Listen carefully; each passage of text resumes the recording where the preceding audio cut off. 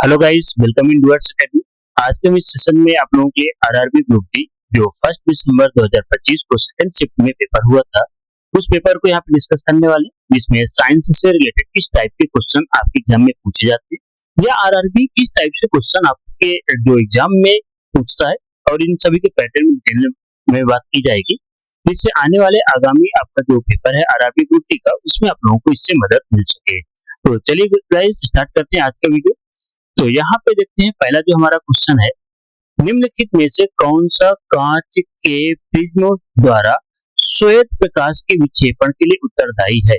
अब देखिए गाइस, ये जो चैप्टर है लाइट बहुत ज्यादा इंपॉर्टेंस रखता है। आप देखेंगे जितने भी पीवाईक्यू के जो क्वेश्चंस होते हैं, उनमें लाइट चैप्टर से कहीं ना कहीं क्वेश्चन हर बार आता है, यानी सभी सेटों में लाइट जो चैप्टर है इससे क्वेश्चन पूछे गए हैं। तो यहाँ पे देखिए क्या पूछ रहा है, निम्नलिखित में से कौन सा कांच के प्रिज्म द्वारा श्वेत प्रकाश के विक्षेपण के लिए उत्तरदायी है। यानी अगर हम कहीं भी किसी कांच से श्वेत प्रकाश यानी व्हाइट लाइट को वहां से इंटर कराते हैं, तो वो अपने 7 रंगों में विभाजित हो जाती है। ये 7 रंग यानी डिस्पर्जन ऑफ लाइट के नाम से जानते हैं, जिसे बोलते हैं विक्षेपण, जिसमें लाल, नारंगी, पीला, हरा, नीला, जामुनी एंड बैंगनी, यानी विबग्योर नाम से या विबग्योर नाम की हेल्प से आप लोग इसको याद कर सकते हैं।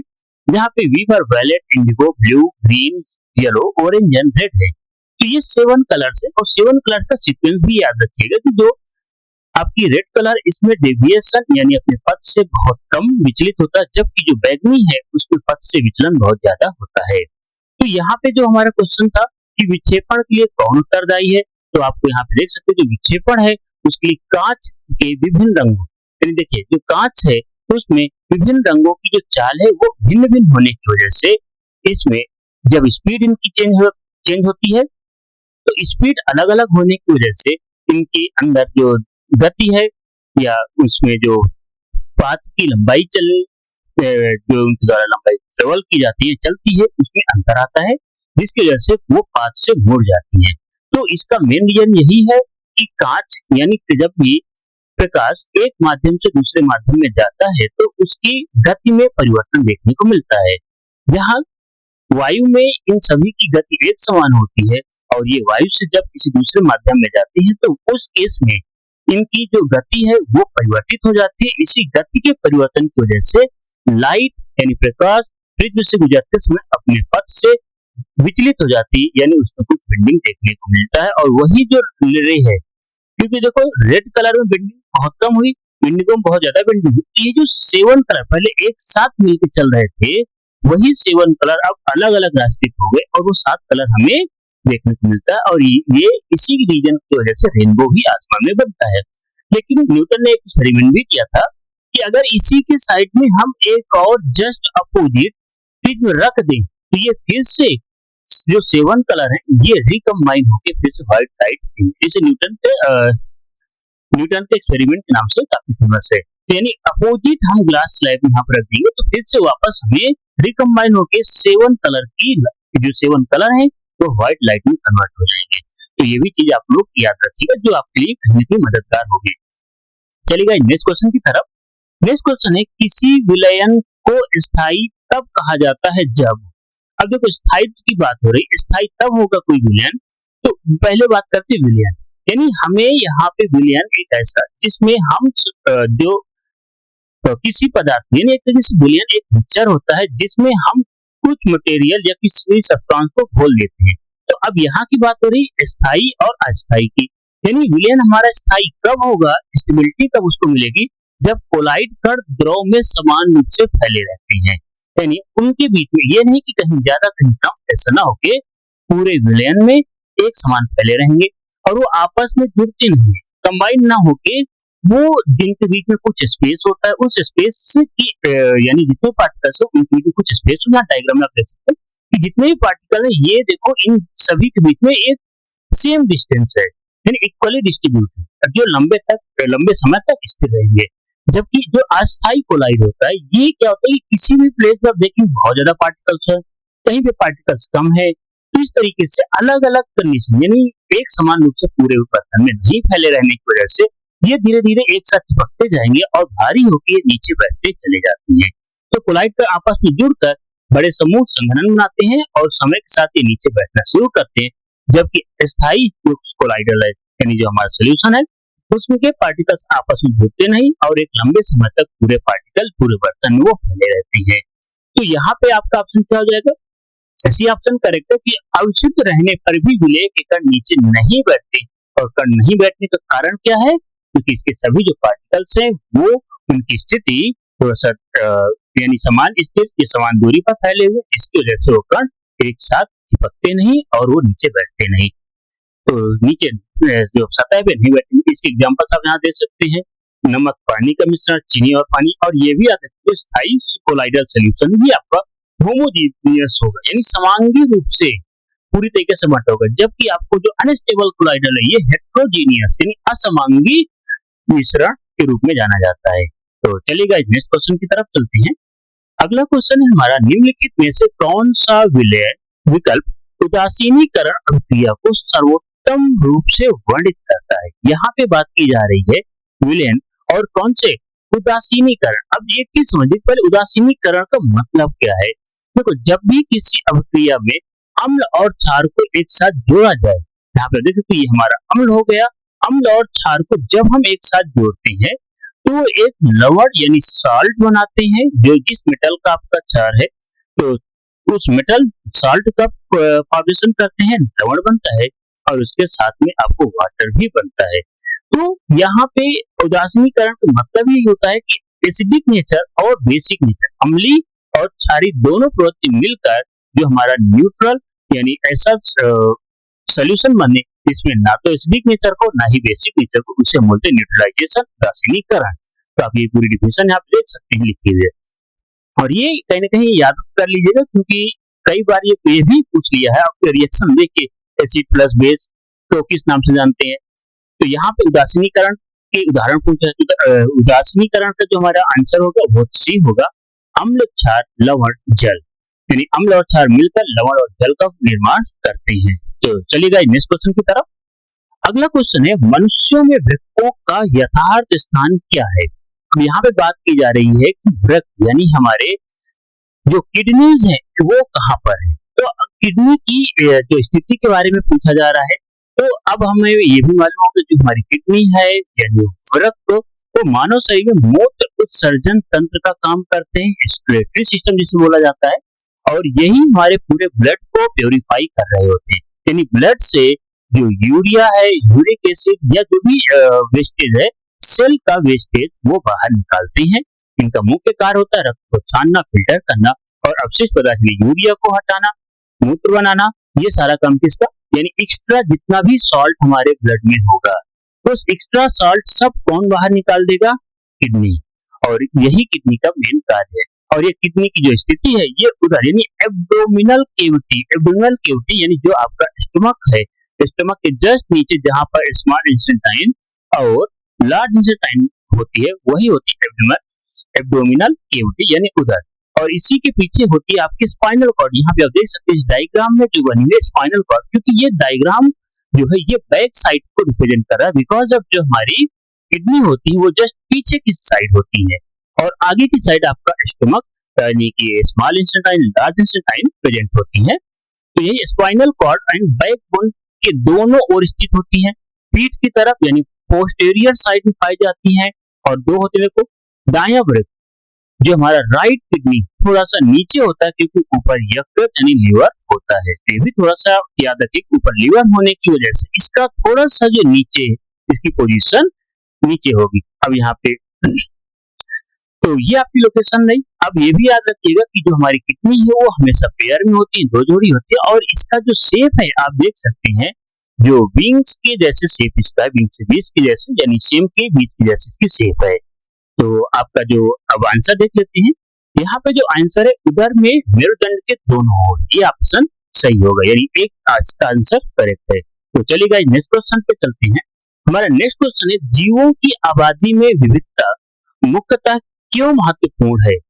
अब देखो, जीवों में आबादी विविधता यानी जितने भी एनिमल्स होते हैं या आपके जीव हैं उनमें हमेशा वेरिएशन देखने को मिलता है। तो वेरिएशन का महत्व क्या है, उसकी जरूरत क्या है, उसके पहले समझते हैं।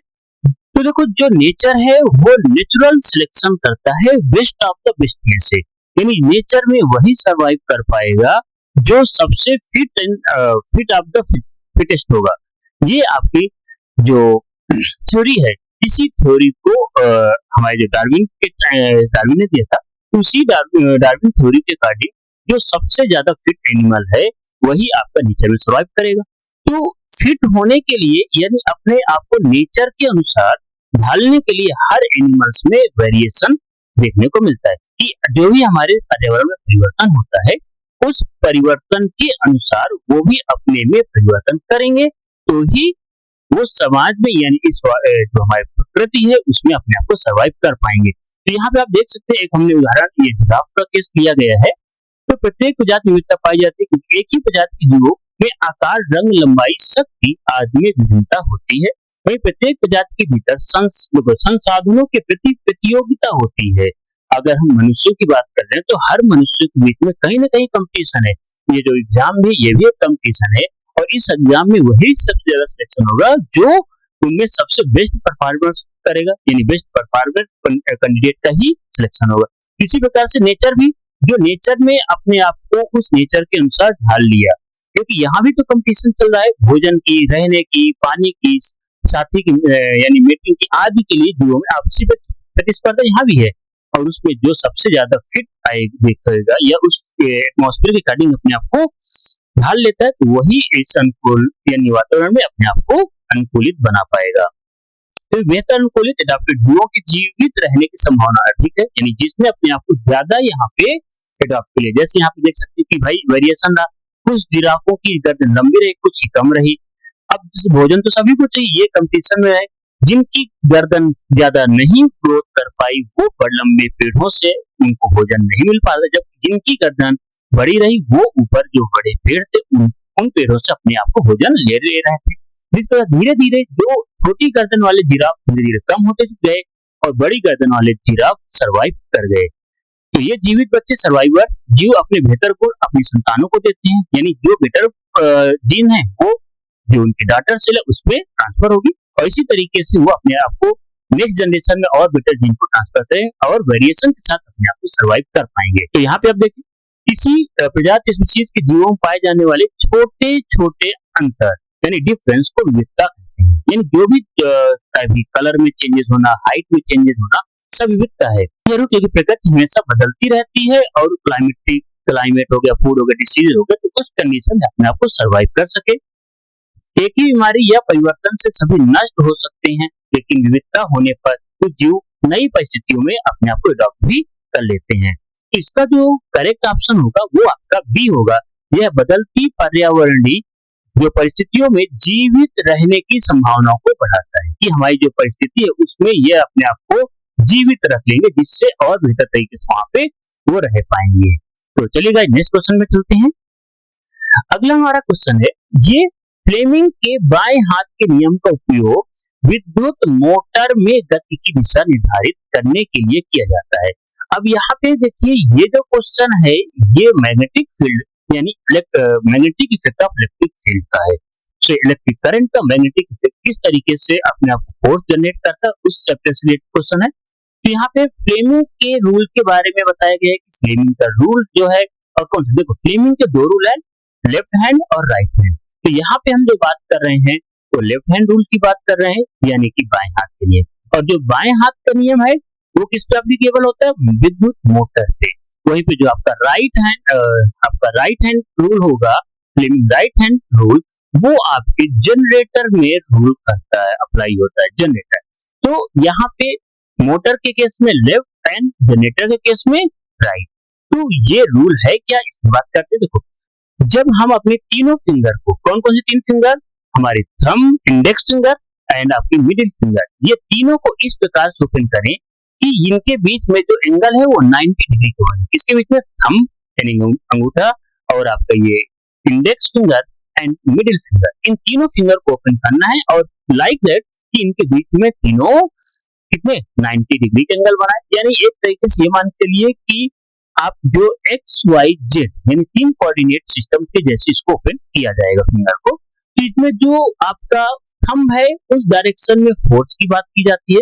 यदि हम अपने फिंगर को इस प्रकार से ओपन करें कि इंडेक्स फिंगर की जो डायरेक्शन हो वो लाइंस ऑफ फ्लक्स यानी जो मैग्नेटिक फ्लक्स है उसकी दिशा को बता रही हो, और कुछ जो कॉइल लगी हुई है उसमें बहने वाली धारा मिडिल फिंगर को रिप्रेजेंट करे, यानी मिडिल फिंगर को बहने वाली धारा की दिशा में ओपन करे, देन जो उसकी कॉइल पे फोर्स लगेगा वो थंब यानी अंगूठे की दिशा में होगा। ये आपका जो विद्युत मोटर में, क्योंकि तो जैसे हम स्विच ऑन करते हैं तो उसमें अंदर कॉइल वाइंडिंग होती है, उस कॉइल में करंट बहती है और साथ में उसके अंदर परमानेंट मैग्नेट होते हैं जो मैग्नेटिक फ्लक्स वहां पे जनरेट करते हैं। तो जैसे ही करंट फ्लो किया तो उसमें फ्लेमिंग लेफ्ट हैंड रूल के अकॉर्डिंग फोर्स जनरेट होता है और वही फोर्स पंखे को सर्कुलेट करना स्टार्ट कर देता है। तो क्वेश्चन में यही पूछा है कि फ्लेमिंग बाएं हाथ के जो नियम है उसे विद्युत मोटर की गति की दिशा निर्धारित करने के लिए किया जाता है। कौन सी उंगली यानी कौन सी फिंगर आपकी बल यानी मोशन को दर्शाती है, तो इसमें आप देख सकते हैं इसका कौन सा आंसर होगा, अंगूठा यानी थंब आपकी डायरेक्शन को रिप्रेजेंट करती है। तो चलिए गाइस नेक्स्ट क्वेश्चन की तरफ चलते हैं। यहाँ पे दिया है 20 ओम प्रतिरोध का एक विद्युत हीटर 220 वोल्ट आपूर्ति से जुड़ने पर 10 मिनट तक प्रचालित होता है। तो हम जब प्रतिरोध को करंट के साथ जोड़ते हैं यानी परिपथ में जोड़ा जाता है, तो जो हीटर होता है एक्चुअल हीटर का काम होता है कि जो यहाँ से करंट फ्लो हो रही है उस करंट को कन्वर्ट यानी इलेक्ट्रिकल एनर्जी को कन्वर्ट कर दे हीट एनर्जी। ये हमारा रेजिस्टेंस का काम होता है। तो यहाँ पे देखिए क्वेश्चन में बोला है कि आपका जो रेजिस्टेंस है 20 ओम प्रतिरोध का है, जो विद्युत हीटर है यानी 220 वोल्ट की सप्लाई पे 10 मिनट तक चलाएगा, यानी रेजिस्टेंस 20 ओम और P1 का 220 वोल्ट 600 सेकंड तक चलाया गया। तो आपका जो फार्मूला लगेगा, अब यहाँ पे देखो हीट के जो फार्मूले होते हैं एक्चुअल में हीट के 3 फार्मूले यहाँ पे होते हैं। तो हम तीनों फार्मूले पहले देख लेते हैं फिर इसमें अप्लाई करते हैं। H equal to VI into T यानी वोल्टेज इंटू करंट इंटू समय, और इसके बाद फिर एक और होता है I square R into T, ये भी आपका हीट का होता है, और एक यहाँ पे लिखा हुआ है वोल्टेज का square divide by R into T. तो ये तीन होते हैं, इन तीन फार्मूले में से किसी भी फार्मूले का आप यूज करके जो हीट है उसमें उत्पादित होगी उसको आप कैलकुलेट कर सकते हैं। अब यहाँ पे जो हमारा क्वेश्चन है इसमें वोल्टेज दे रखा है, इसलिए हम V square upon R into T को यूज करेंगे। तो जब यहाँ पे वैल्यू पुट करेंगे तो 220 का स्क्वायर बटा 200 मल्टीप्लाई बाई 600, तो यहाँ पे इसको सॉल्व करेंगे तो आपका आएगा अप्रोक्स 14,52,000 जूल इतनी एनर्जी कंज्यूम होगी। अब इसको देखो ऑप्शन में डायरेक्ट 14,52,000 नहीं गिवन है, यहाँ पे आपको एक्सपोनेंट फॉर्म में कन्वर्ट है। तो अब इसको एक्सपोनेंट फॉर्म में कन्वर्ट करिए, ठीक है। अभी डेसिमल जस्ट लास्ट में लगा हुआ है। अब यहाँ से देखिए 1 2 3 4 5 और 6 यानी 6 डिजिट आप लेफ्ट की तरफ शिफ्ट हुए। याद रखिएगा जब हम लेफ्ट की तरफ शिफ्ट होते हैं तो प्लस में जाते हैं यानी पावर 10 की पावर प्लस करेंगे, और हम राइट हैंड की साइड शिफ्ट करेंगे तो माइनस करते हुए चलते हैं पावर को। तो यहाँ पे जो करेक्ट आंसर होगा 1.45 इंटू 10 की पावर 6 जूल एनर्जी यानी हीट एनर्जी प्रोड्यूस होगी। तो चलिए गाइस आगे चलते हैं। नेक्स्ट क्वेश्चन है वैद्युत अपघटनी परिष्करण के दौरान एनोड के रूप में किसको प्रयुक्त किया जाता है। अब यहाँ पे बात हो रही है हम एनोड के रूप में किसको उपयोग में कर रहे हैं। अब बात समझो, देखो ये आप अगर हमारे पीछे की जो प्रीवियस वीडियो देखेंगे तो उनमें भी ये क्वेश्चन पूछा था, वहां पे भी सेम क्वेश्चन, यानी ये देखिए जो ग्रुप है आरआरबी ग्रुप डी उसमें पहले पुराने शिफ्ट यानी पहले के जो शिफ्ट क्वेश्चन वो रिपीट भी आगे हो जाते हैं, यानी कई बार उसमें रिपीटेड क्वेश्चन भी देखने को मिलते हैं कि उसके पहले भी जो शिफ्ट में क्वेश्चन पूछा बाद की शिफ्ट में क्वेश्चन। तो यही क्वेश्चन जैसे इसके पहले वाले वीडियो में भी आपको मिलेगा, वहां पे यही सेम पूछा है कि अपघटनी यानी इलेक्ट्रोलिसिस करते समय एनोड के रूप में किसको प्रयोग किया जाता है। अब देखो यहाँ पे थोड़ा सा क्वेश्चन में ट्विस्ट किया है कि एनोड के रूप में किसको प्रयुक्त करते हैं, और वहां पर क्वेश्चन पूछा है कि हम जो अशुद्धि रहित तत्व को क्या बनाते हैं, एनोड या कैथोड। वहां पे जस्ट ये पूछा कि अशुद्धि है जिसमें अपवित्र मेटल है उसमें हम इलेक्ट्रोड का कौन सा एनोड बनाएंगे या कैथोड बनाएंगे। यहाँ पूछा है एनोड में क्या है, बस थोड़ा सा क्वेश्चन पूछने का तरीका अपोजिट कर दिया है।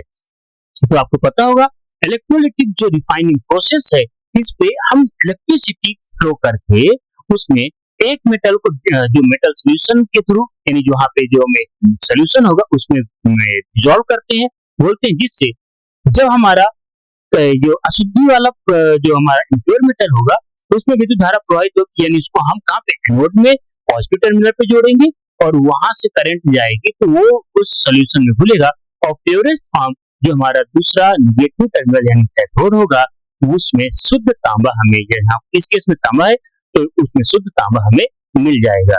यानी सिंपल सा, एनोड में हम अशुद्ध यानी इम्प्योर धातु जिसको हमें प्योर करना उसको लेंगे, वहीं पे जो प्योर धातु है वो हम उसको कैथोड बनाएंगे और धीरे धीरे एनोड की जो थिकनेस है यानी जो हमारा अशुद्ध तांबा या अशुद्ध मेटल वाला जो इलेक्ट्रोड होगा उसकी थिकनेस कम होती जाएगी और उसके वहीं दूसरी ओर जो हमारा शुद्ध तांबे या जो शुद्ध मेटल का जो एनोड या सॉरी जो इलेक्ट्रोड है कैथोड उसकी थिकनेस बढ़ती हुई चली जाएगी।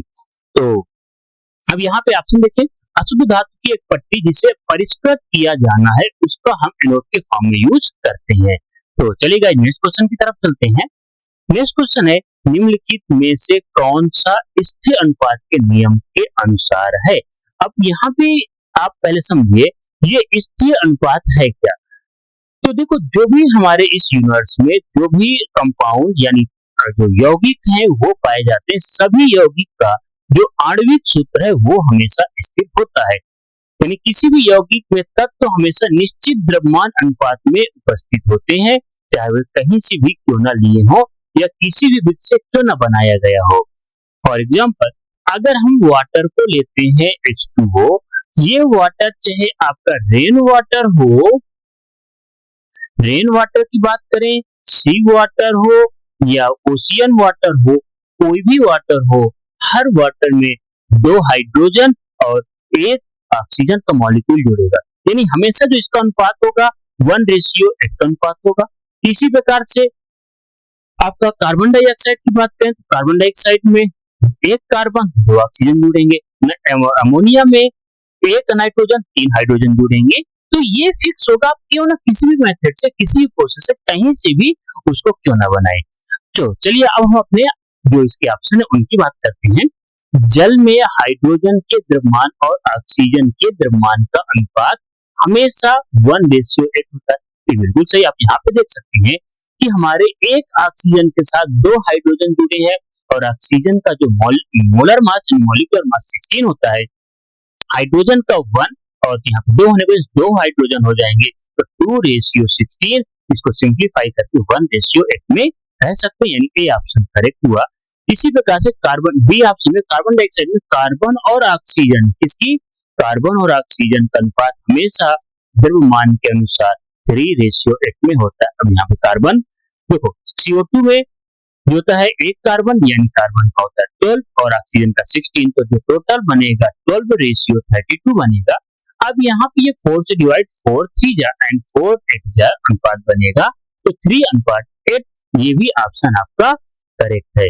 अब अमोनिया में नाइट्रोजन और हाइड्रोजन हमेशा द्रव्यमान के अनुसार 14:1 के अनुपात में विद्यमान होते हैं। तो यहाँ पे देखें, जो हमारा अमोनिया है वो एक अमोनिया 3 हाइड्रोजन के साथ जुड़ेगा तो अमोनिया 14 और हाइड्रोजन 3 हो जाएंगे तो 14:3 पे आपका बनेगा। तो यहाँ पे देखो अनुपात कितना बन रहा है 14:3, बट अनुपात क्वेश्चन में क्या दिया है, यहाँ पे 14:1 दिया है जो कि ये गलत है, यानी सी ऑप्शन आपका गलत होगा। यहाँ पे जो सही रेशियो होगा 14:3, ये हमारा करेक्ट रेशियो होगा। तो हमारा ए व बी करेक्ट हुआ, सी हमारा गलत है। तो चलिए गाइस, इस प्रकार से हमारा ए ऑप्शन करेक्ट होगा। ओके, तो नेक्स्ट क्वेश्चन में बढ़ते हैं। नेक्स्ट क्वेश्चन, निम्नलिखित में से किस कण की उपस्थिति के कारण रुक्ष अंतर्ध्रुवी जालिका यानी रफ एंडोप्लाज्मिक रेक्टिकुलम या सूक्ष्मदर्शी से देखने पर रुक्ष दिखाई देते हैं, यानी हल्का इसमें कांटेदार जैसे दिखते हैं। तो ये देखो एंडोप्लाज्मिक यानी रफ एंडोप्लाज्मिक रेक्टिकुलम है और इसमें जो ये छोटे छोटे आपको दिख रहे हैं, ये जो पोर्शन है एक्चुअल में ये राइबोसोम्स इसके साथ चिपके हुए हैं। ये राइबोसोम्स की वजह से ही जो एंडोप्लाज्मिक ER है इसको हम रफ एंडोप्लाज्मिक रेक्टिकुलम कहते हैं, और जिस पोर्शन में ये राइबोसोम्स नहीं होते उनको हम स्मूथ एंडोप्लाज्मिक रेटिकुलम कहते हैं। तो जो ईआर है endoplasmic reticulum two type rough and smooth होती है। अब ये ईआर ये कोशिका सेल के अंदर पाए जाने वाला एक झिल्लीदार जाल है, ये नेटवर्क का काम करता है, जिसका मेन काम याद रखिएगा ये प्रोटीन को सिंथेसिस करती है। यानी जो राइबोसोम्स इसके साथ जुड़े हुए हैं वो प्रोटीन बनाएंगे और ये प्रोटीन सेल मेम्ब्रेन के लिए बहुत ज्यादा जरूरी है। ये भी याद रखिएगा, जो सेल मेम्ब्रेन है उसके लिए आपको प्रोटीन की आवश्यकता होती है और जो हमारी सेल वॉल होती है उसके लिए सेलुलोज की जरूरत होती है, यानी सेलुलोज से बना होता है। तो राइबोसोम जिस चीज के होते हैं ये छोटे छोटे कण होते हैं जिनको शुद्ध रूप में देखा जाता है। इसका जो ऑप्शन हुआ तो सी ऑप्शन करेक्ट है। तो चलिए गाइस नेक्स्ट क्वेश्चन की ओर बढ़ते हैं। हमारा नेक्स्ट क्वेश्चन है, जब किसी हाइड्रोकार्बन को वायु की अधिकता में जलाया जाता है तो अंतिम उत्पाद सदैव, अब बात समझिएगा, क्वेश्चन में कह रहा कोई भी हाइड्रोकार्बन है एक्स वाई जेड और उसमें अधिकता में चीजें होंगी, तो आपको पहले एक चीज पता होना चाहिए हाइड्रोकार्बन एक्चुअल में कहते किसको है।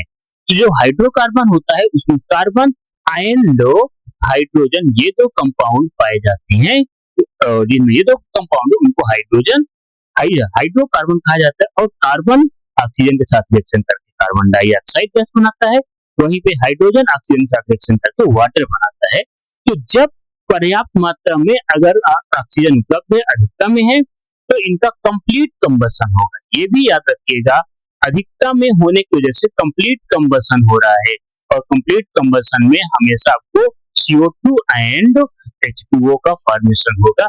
जबकि यदि वह उस केस में आपका ऑक्सीजन की कमी हो जाएगी तो वहां पे इनकम्प्लीट कंबसन होगा और इनकम्प्लीट कंबसन में कार्बन डाइऑक्साइड की बजाय कार्बन मोनोऑक्साइड का फॉर्मेशन होता है, जो एक बहुत ही पॉइजनस गैस होती है।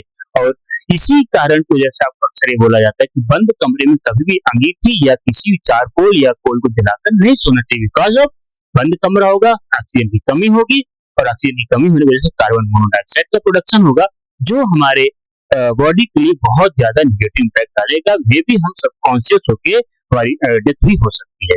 तो इसका जो करेक्ट ऑप्शन है वो ए हाइड्रोकार्बन या कार्बन डाइऑक्साइड और जल का निर्माण वहां पे होता है।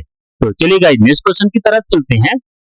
नेक्स्ट क्वेश्चन है, एक मृदु ध्वनि की तुलना में समान आवृत्ति की एक तेज ध्वनि तरंग की क्या विशेषता होती है। तो यहाँ पे बात करें तो एक मृदु यानी बहुत सुरीली और एक वहीं पे जो आपकी ध्वनि तरंग। अब देखो जो मृदु ध्वनि है यानी वो आपकी बहुत सुरीली यानी उसकी फ्रीक्वेंसी की बात होगी, और जो ध्वनि की फ्रीक्वेंसी पे चेंजेस करने की वजह से ध्वनि आपकी मृदु या प्रबल यानी तेज होती है। तो यही भी बात है कि एक मृदु ध्वनि की तुलना में समान आवृत्ति की एक तेज ध्वनि तरंग की क्या विशेषता। अब मृदु ध्वनि है यानी वहां पर जो इसका एम्पलीट्यूड होगा वो मृदु ध्वनि में कम होगा, जबकि जो तेज यानी प्रबल ध्वनि है उसमें ज्यादा होगा आपका आयाम। तो एक्चुअल में यहाँ पे पहले एक चीज को मिक्स कर बोल दिया है कि नहीं भाई आपको समान आवृत्ति की ध्वनि को रखना है, आपकी फ्रीक्वेंसी नहीं बदल सकती है, यानी फ्रीक्वेंसी सेम रखना है। केवल अब आपको बताना है फ्रीक्वेंसी सेम है तब मृदु और प्रबल ध्वनि में क्या अंतर आएगा। तो उस केस में फिर हमारा एम्पलीट्यूड बदल जाएगा, एम्पलीट्यूड चेंज होगा। जो मृदु ध्वनि उसका एम्पलीट्यूड कम होगा और जबकि प्रबल का एम्पलीट्यूड बहुत ज्यादा होगा। तो इसका सही ऑप्शन अधिक आयाम का है, यानी ए ऑप्शन के इसका करेक्ट है। नेक्स्ट क्वेश्चन की तरफ चलते हैं। अगला क्वेश्चन है, एक व्यक्ति बस में खड़ा है और अचानक बस रुक जाती है, वह व्यक्ति आगे की ओर गिरने लगता है गति के नियमानुसार। अच्छा, गति के नियमों में से कौन सा नियम इस घटना के लिए सीधे तौर पर जिम्मेदार है।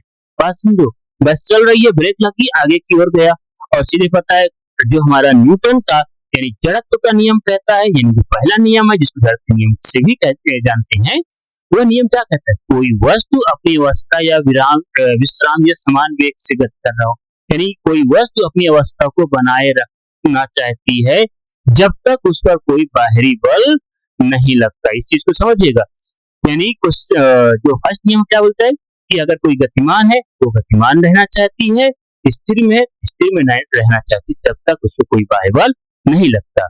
तो जब जैसे ही आपकी बॉडी बस के साथ मूवमेंट में थी, गाड़ी यानी ब्रेक हमने मारा, बस रुकी, तो हम आगे की ओर मूव कर गए, अर्थात इसका ए ऑप्शन यहाँ पे करेक्ट होगा। तो चलिए गाइस, यहाँ पे जो ए ऑप्शन है न्यूटन का गति का पहला नियम सही होगा। तो चलिए आगे बढ़ते हैं। नेक्स्ट क्वेश्चन है, निम्नलिखित में से क्या नर मानव जनन तंत्र का हिस्सा है? तो यहाँ पे देखिए बात करें, ये बात पूछ जा रहा है कि नर मानव जनन तंत्र का हिस्सा क्या है। तो यहाँ पे डिंबवाहिनी नली, गर्भाशय, योनि और पुरस्थ ग्रंथि दिया है। तो यहाँ पे जो गर्भाशय है वो फीमेल के पास होती है, डिंबवाहिनी नली वो भी आपके पास फीमेल के पास होती है। यहाँ पे पूरा स्थल ग्रंथि यानी इसको बोलते हैं प्रोस्टेट ग्लैंड, वो आपकी मेल का यानी नर मानव जनन तंत्र का हिस्सा है। तो चलिए नेक्स्ट क्वेश्चन की तरफ चलते हैं। अगला क्वेश्चन है, निम्नलिखित में से कौन सा एक ही भूमि पर, ध्यान समझिएगा, एक ही भूमि पर निश्चित पैटर्न में दो या दो से अधिक फसलों को एक साथ उगाने या जाने का कारण है? तो देखिए कई बार हम एक ही फील्ड पे यहाँ पे इमेज देख सकते हैं कि यहाँ पे दो डिफरेंट टाइप की हमने फसल को ग्रो कराया है, जैसे यहाँ पे मक्का और दाल, ठीक है। तो हम दो फसल का एक साथ ग्रो कराने का मेन जो रीजन है वो एक्चुअल में दो या दो से अधिक फसलें निश्चित पैटर्न में उगाई जाती हैं, और इसका मेन जो कारण है संसाधनों का बेहतर तरीके से उपयोग करना, जैसे पानी है, पोषक तत्व, इनका सही से उपयोग करें, और साथ में कीट और रोग भी कम लगते हैं। तो इसी कई तरीके से पेड़ बनते हैं, यानी इंटरक्रॉपिंग एक इसका बेहतर ऑप्शन माना जाता है। तो निश्चित पैटर्न में दो या दो से अधिक फसलों के एक साथ उगाए जाने को हम इंटरक्रॉपिंग कहते हैं। तो इसका सही ऑप्शन डी होगा। चलिए नेक्स्ट क्वेश्चन की तरफ चलते हैं। देखो इसी में अभी आई थिंक हमारा जो पहला क्वेश्चन था वो भी एक प्रकाश यानी डिस्पर्जन ऑफ लाइट से था, और यहाँ भी फिर से डिस्पर्जन ऑफ लाइट का क्वेश्चन पूछ दिया। यहाँ पूछा है प्रक्रिया के कारण स्क्रीन पर प्राप्त 7 रंगों के बैंड को क्या बोला जाता है? तो group of 7 rays is called spectrum. याद रखिएगा, कहीं भी रे यानी आपका कई सारी जो वेव्स होती हैं उनके ग्रुप की बात की जाए तो स्पेक्ट्रम होता है। स्पेक्ट्रम कई तरीके के होते हैं, ये विजुअल स्पेक्ट्रम है, यूवी स्पेक्ट्रम, कई सारी तरीके के स्पेक्ट्रम प्रेजेंट होते हैं हमारे यूनिवर्स में या हमारे सराउंडिंग में, जिसको हम केवल और केवल व्हाइट लाइट स्पेक्ट्रम को ही हमारी आंखें देख सकती है, जैसे यूवी है, माइक्रोवेव है, रेडियो वेव है, इन सभी को हम देख नहीं सकते। तो चलिए गाइस नेक्स्ट क्वेश्चन की तरफ बढ़ते हैं। नेक्स्ट क्वेश्चन है, निम्नलिखित में से कौन सा कथन सूत्र इकाई को परिभाषित करता है? अब बात समझिए, निम्नलिखित कौन सा कथन सूत्र इकाई को परिभाषित करता है? एक परमाणु का द्रव्यमान किसी आयनिक चौकी की सूत्र इकाई में सभी परमाणु के द्रव्यमानों का योग, या एक अणु का द्रव्यमान किसी यौगिक एक मूल का जो द्रव्यमान, यहाँ पे एक्चुअली थोड़ा सा कट गया, द्रव्यमान पूरा यहाँ पे लिखा हुआ है द्रव्यमान है। निम्नलिखित में से कौन सा कथन इकाई को परिभाषित करता है? इकाई का मतलब होता है कि सबसे छोटा अनुपात हो, यानी सबसे सिंपलेस्ट रेशियो होता है जिसमें आयन जुड़े होते हैं, उसे सूत्र इकाई या फार्मूला यूनिट मास कहा जाता है। जैसे सोडियम क्लोराइड हो गया, कैल्शियम क्लोराइड हो गया, मैग्नीशियम ऑक्साइड हो गया। तो ये डिफरेंट टाइप्स के जो हमारे का यूनिट मॉलिक्यूलर मास उसको बोला जाता है। इसका ऑप्शन जो बी वो सही होगा, किसी आयनिक यौगिक की सूत्र इकाई में सभी परमाणुओं के परमाणु द्रव्यमानों का योग के द्वारा रिप्रेजेंट किया, उसको जो सूत्र उसके परमाणु को बताता है।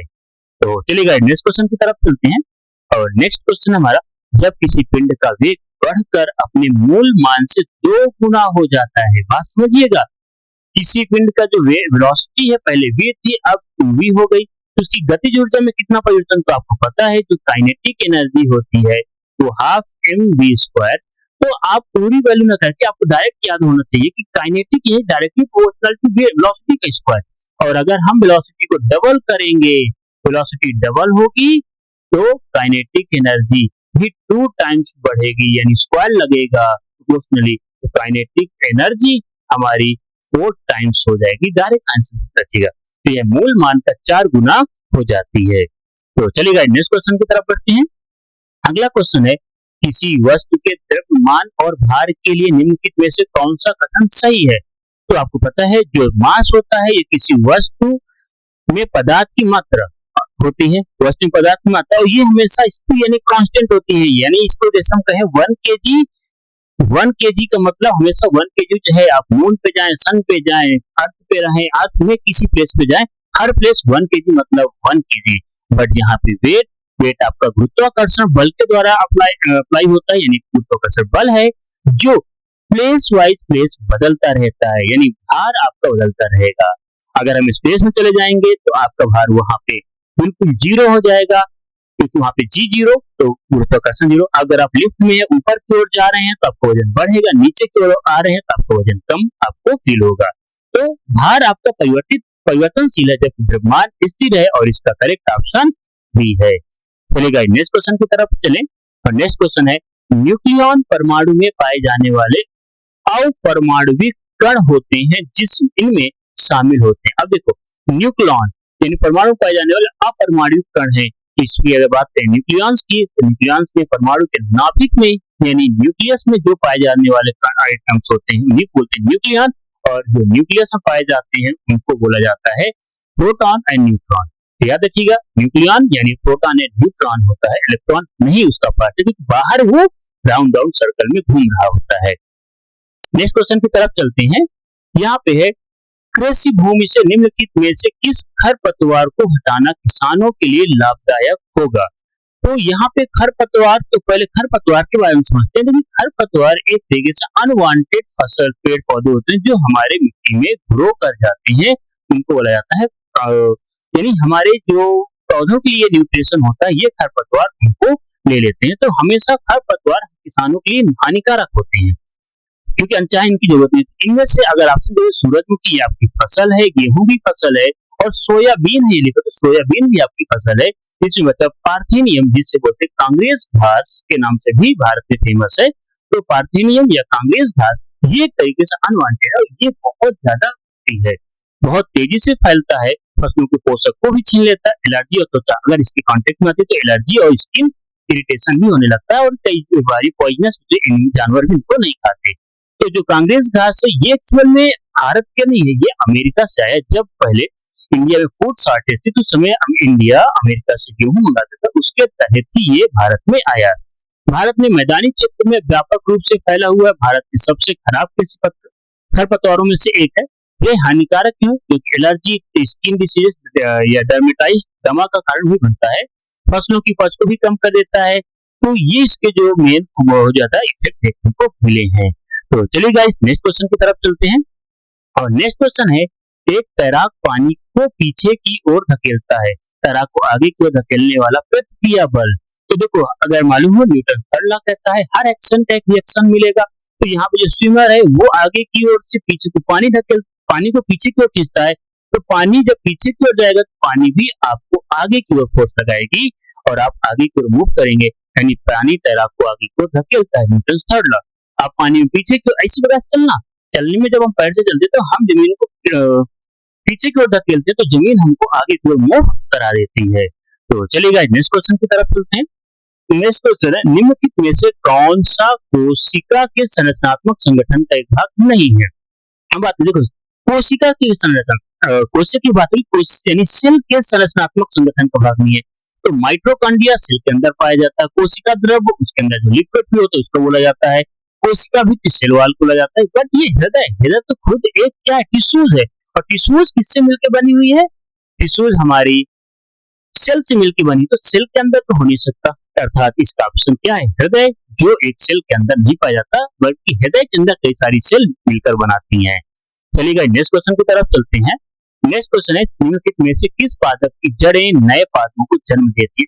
तो जैसे हमें मालूम है कि कुछ पौधे होते हैं जिनकी जड़ें उनको विकसित करती हैं, वहीं पे कुछ ऐसे पौधे होते हैं जिनकी जड़ें से ग्रोथ होकर तने से ग्रोथ होती है, कुछ की स्टेम तो पत्तियों से ग्रोथ होती है। तो यहाँ पे अगर जो ऑप्शन दिया है चना की जो नए प्रोडक्शन होता है उसके बीज से होता है, आलू का जो प्रोडक्शन होता है आलू के लिए तना होता है, मक्के की बात की जाए तो मक्के के भी बीज होते हैं।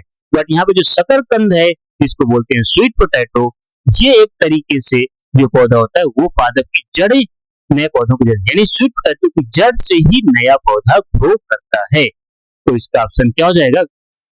तो स्वीट पोटैटो इसका करेक्ट आंसर होगा, जो पौधे की यानी जड़ के द्वारा उसका रिप्रोडक्शन होता है।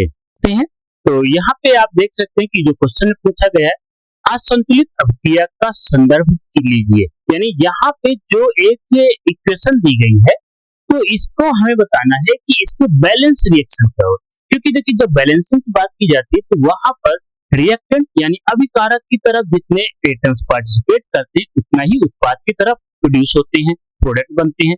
तो अगर यहाँ पे पीएम देखें तो हमारे पास कार्बन 2 है, हाइड्रोजन 6 है और ऑक्सीजन इधर 2 है।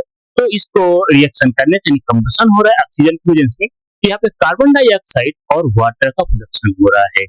तो यहाँ पे आपको बताना है कि फिर इसको बैलेंस करें। तो आप यहाँ देख सकते हैं कि 2 मॉलिक्यूल्स हम किसका लेंगे, जो C2H6 का, वहीं पे 7 मॉलिक्यूल्स यानी आपका एथेन, कितना एथेन आप 2 मॉलिक्यूल लेंगे और 7 मॉलिक्यूल्स ऑफ ऑक्सीजन को लिया जाएगा, तब आपके 4 मॉलिक्यूल्स ऑफ कार्बन डाइऑक्साइड और 6 मॉलिक्यूल ऑफ H2O का प्रोडक्शन होगा।